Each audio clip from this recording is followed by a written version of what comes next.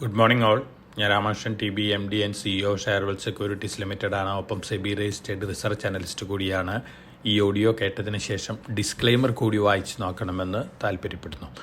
ഇന്നും നമ്മൾ എക്സ്പെക്റ്റ് ചെയ്യുന്നത് ഒരു ലാക്ക് ലെസ്റ്റർ ഓപ്പണിംഗ് ആണ്. ഒപ്പം നല്ല വൊളാറ്റിലിറ്റി നമുക്ക് എക്സ്പെക്റ്റ് ചെയ്യാം. പക്ഷേ ഏഷ്യൻ മാർക്കറ്റ് സിറ്റുവേഷൻ നോക്കുകയാണെങ്കിൽ ഏഷ്യയിലെ എല്ലാ മാർക്കറ്റുകളും ഇപ്പോൾ ബെറ്റർ ആയിട്ടാണ് ട്രേഡ് ചെയ്യുന്നത്. ഏപ്രിൽ മാസത്തെ ചൈനയുടെ എക്സ്പോർട്ട് ഇമ്പോർട്ട് ഡാറ്റ പുറത്തു വന്നിരുന്നു.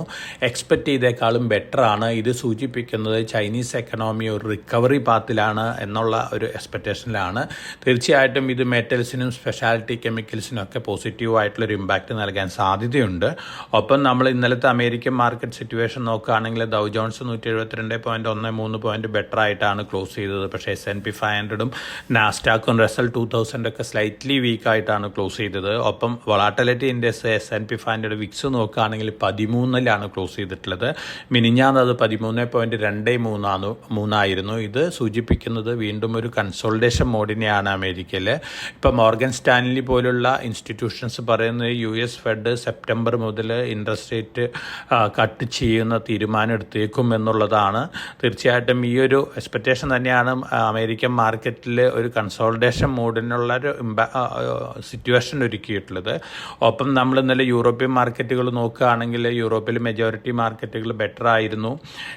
അതോടൊപ്പം തന്നെ നമ്മൾ ഇന്നലെ നമ്മുടെ പെർഫോമൻസ് നോക്കുകയാണെങ്കിൽ വളരെ വോളറ്റൈലായിരുന്നു. ഓൾമോസ്റ്റ് ഫ്ലാറ്റ് ക്ലോസിംഗ് ആണ് ഇന്നലെ കണ്ടത്. കമോഡിറ്റി നോക്കുകയാണെങ്കിൽ ഇന്നലെ ഓൾമോസ്റ്റ് ഫ്ലാറ്റ് ക്ലോസിംഗ് ആണ് ഗ്ലോബൽ മാർക്കറ്റുകൾ. ഗോൾഡ്, ബ്രണ്ട്, മെറ്റൽസ് ഒക്കെ ഇന്ന് മോർണിംഗിൽ ഗോൾഡ് $2317.2 പെർ ഔൺസിനാണ് ജൂൺ ഫ്യൂച്ചേഴ്സ് ട്രേഡ് ചെയ്യുന്നത്.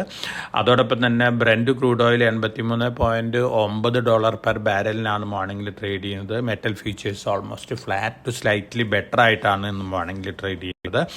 ഒപ്പം നമ്മൾ ഡൊമസ്റ്റിക് ന്യൂസ് ഫ്ലോസ് നോക്കുകയാണെങ്കിൽ സ്റ്റോക്ക് സ്പെസിഫിക് ന്യൂസ് ഫ്ലോസ് നോക്കുകയാണെങ്കിൽ ബാങ്ക് ഓഫ് ബറോഡയുടെ മൊബൈൽ പ്ലാറ്റ്ഫോം BOB വേൾഡ് ഉണ്ട്.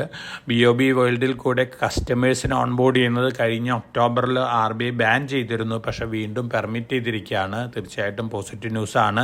സിമിലർ ന്യൂസ് കഴിഞ്ഞ ആഴ്ചയിൽ വന്ന് കോട്ടക് മഹീന്ദ്ര ബാങ്കിന് അഗൻസ്റ്റ് ആയിരുന്നു. വലിയ രീതിയിലാണ് കോട്ടക് മഹീന്ദ്ര ബാങ്ക് താഴെ പോയിരുന്നത്. പക്ഷേ ഇത് നോർമലി എല്ലാ ബാങ്കുകളുടെ മേലും RBI എടുക്കുന്ന റെസ്ട്രിക്റ്റീവ് മെഷേഴ്സൊക്കെയാണ്. അപ്പോൾ കോട്ടക് മഹീന്ദ്ര ബാങ്കിനെ സംബന്ധിച്ച് വലിയ നെഗറ്റീവ് ഒന്നുമില്ല. ഒപ്പം BOBനെ സംബന്ധിച്ച് ഈ ന്യൂസ് പോസിറ്റീവാണ്.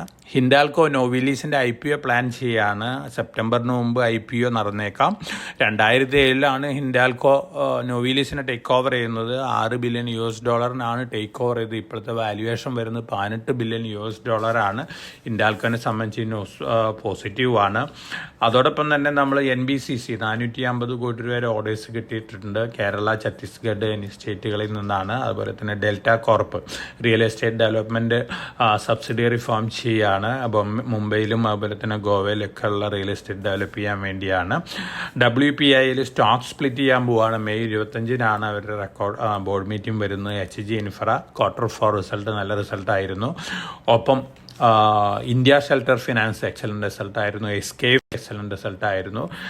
ഗോദ്രേജ് അഗ്രോവെറ്റി റിസൾട്ടുകളെല്ലാം തന്നെ മച്ച് ബെറ്റർ ദാൻ എക്സ്പെക്റ്റേഷൻ ആയിരുന്നു. ടാറ്റ പവർ, TVS മോട്ടോർ, അതുപോലെ തന്നെ Hero Moto Corp, GSPL, Piramal Enterprise turn around ആണ്.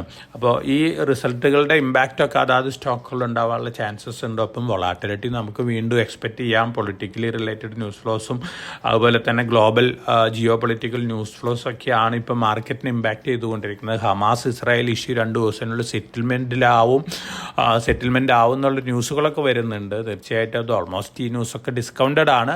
നമ്മളെ സംബന്ധിച്ച് politically related, election related news flows തന്നെയാണ് മാർക്കറ്റിൽ വലിയ രീതിയിലുള്ള വൊളാറ്റിലിറ്റി ഉണ്ടാക്കാൻ പോകുന്നത്. ഒപ്പം ലോവർ ദാൻ എക്സ്പെക്റ്റഡ് റിസൾട്ട് വന്നിട്ടുണ്ടെങ്കിൽ അതിൻ്റെ ഇമ്പാക്റ്റ് ഉണ്ടാവാം. നമ്മുടെ തന്നെ ഒരു പിക്കുള്ള ഈസാഫ ആണ്.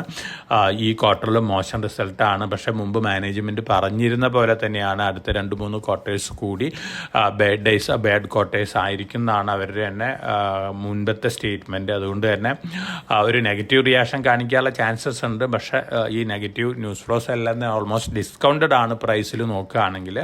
എന്നിരുന്നാലും നമ്മൾ എക്സ്പെക്ട് ചെയ്തേക്കാളും സ്ലൈറ്റ്ലി വീക്ക് റിസൾട്ടാണ് വന്നിരിക്കുന്നത്. ക്വാർട്ടർ ടു ക്വാർട്ടർ വലിയ ഇമ്പാക്റ്റ് ഇല്ല. പക്ഷേ ഇയർ ടു ഇയർ ആകുമ്പോൾ സ്വല്പം വീക്കാണ്. നെറ്റ് ഇൻട്രസ്റ്റ് ഇൻകൊക്കെ നല്ല ഗ്രോത്താണ് കാണിച്ചിരിക്കുന്നത്. അപ്പോൾ താഴെ വരുമ്പോൾ ലോങ് ടൈം പോയിന്റ് ഓഫ് വ്യൂവിൽ വാങ്ങി വയ്ക്കാവുന്ന ഒരു സ്മോൾ ഫിനാൻസ് ബാങ്കായിട്ടാണ് എനിക്ക് തോന്നുന്നത്. ഒപ്പം നമ്മുടെ ഹോൾഡ് ചെയ്യുന്ന ഇൻവെസ്റ്റേഴ്സ് തൽക്കാലം 2-3 ക്വാർട്ടേഴ്സ് കൂടി ഇത് ഹോൾഡ് ചെയ്യേണ്ടി വരും ഒരു റിക്കവറി പാത്തിലേക്ക് വരണമെങ്കിൽ. അതുകൊണ്ട് വളരെ പേഷ്യൻസോടുകൂടി ഈ സ്റ്റോക്ക് ഹോൾഡ് ചെയ്യുന്നതായിരിക്കും നല്ലത്. അതോടൊപ്പം തന്നെ നമ്മൾ എല്ലാവരും വളരെ കോഷ്യസ് ആയിട്ട് മാർക്കറ്റിൽ മൂവ് ചെയ്യണം. നല്ല വൊളാറ്റിലിറ്റി ഒക്കെ മാർക്കറ്റിൽ വരാം.